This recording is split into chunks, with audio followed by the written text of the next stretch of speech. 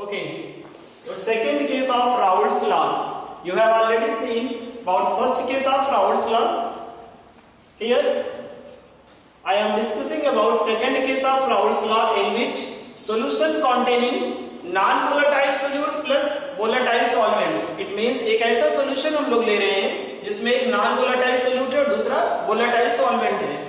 तो इसके लिए देखिए होता क्या है कि vapour pressure of solution is equal to the vapour pressure of solvent मान ली.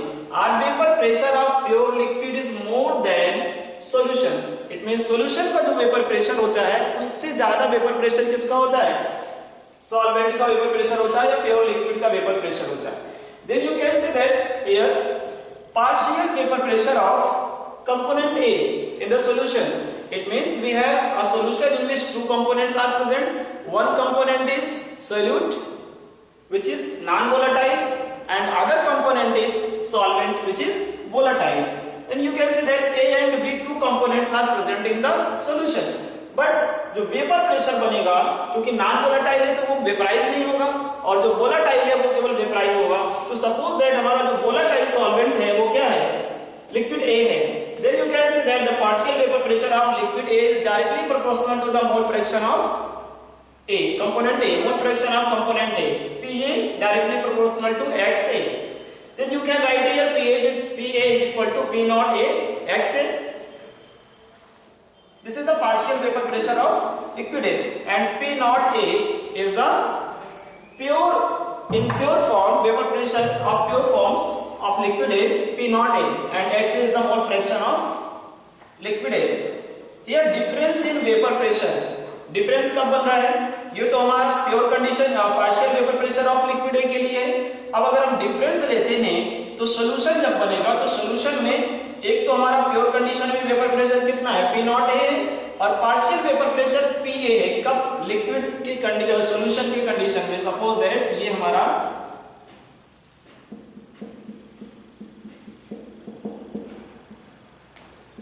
सॉल्वेंट वोलेटाइल सॉल्वेंट है और इसमें हमने क्या ऐड कर दिया? Non volatile solute. यहां पे नॉन वोलेटाइल सोल्यूट डाल दिया. ठीक है ना? Non volatile solute solvent A है और नॉन वोलेटाइल सोल्यूट क्या है? B है. ओके, तो यहां से देखिए अब जब ये सॉल्यूशन बनाएगा नॉन वोलेटाइल और वोलेटाइल को लेकर के, तो जो वोलेटाइल है उसका वेपर प्रेशर सबसे ज्यादा हाई होता है अगर वो प्योर कंडीशन में है. और जब वो सॉल्यूशन की कंडीशन में आ गया तो नॉन वोलेटाइल सोल्यूट जो है वो जो है लिक्विड A के वेपर प्रेशर जितना बन रहा था उसको क्या कर देगा? लोअर कर देगा. अब अगर लोअर कर देगा तो डिफरेंस मिलेगा, difference in vapour pressure. Delta P is equal to P naught A pure form में वेपर प्रेशर और पार्शियल वेपर प्रेशर ये कब बन रहा है? सॉल्यूशन के फॉर्म में. तो सॉल्यूशन के फॉर्म में पार्शियल वेपर प्रेशर की वैल्यू कम होगी और प्योर कंडीशन में वेपर प्रेशर की वैल्यू क्या होगी? हाई होगी. Then you can say that P naught A minus PA difference. Delta P is equal to P naught A minus P naught A XA because PA is equal to P naught A XA from this equation. Have taken from equation first P naught A XA. Then delta P is equal to P naught A 1 minus XA. P naught A common कर दिया गया. P naught A क्या आ गया? 1 minus XA. Then delta P is equal to P naught A XB हो जाएगा. कैसे हो जाएगा? Because we know that XB is equal to 1 minus XA. XA plus XB is equal to 1. The sum of two mole fractions is equal to unity. XA plus XB is equal to 1. Then you can write here delta P is equal to P naught A XB 1 minus XA के plus पे क्या ले लिया? XB. Where XB is the mole fraction of component B and P naught A is the vapor pressure of liquid A or volatile solvent in pure condition. Then you can write here delta P upon P naught A is equal to XB हो जाएगा. Delta P is the difference P naught A minus PA upon P naught A is equal to XB. अब यहाँ पे देखिए XB क्या है? XB is the mole fraction. XB is mole fraction of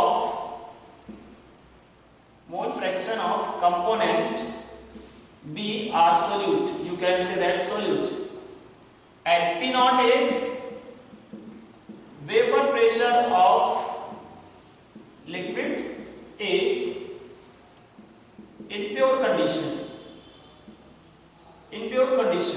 and PA is a partial vapor pressure. PA is a partial vapor pressure of the solution for liquid A.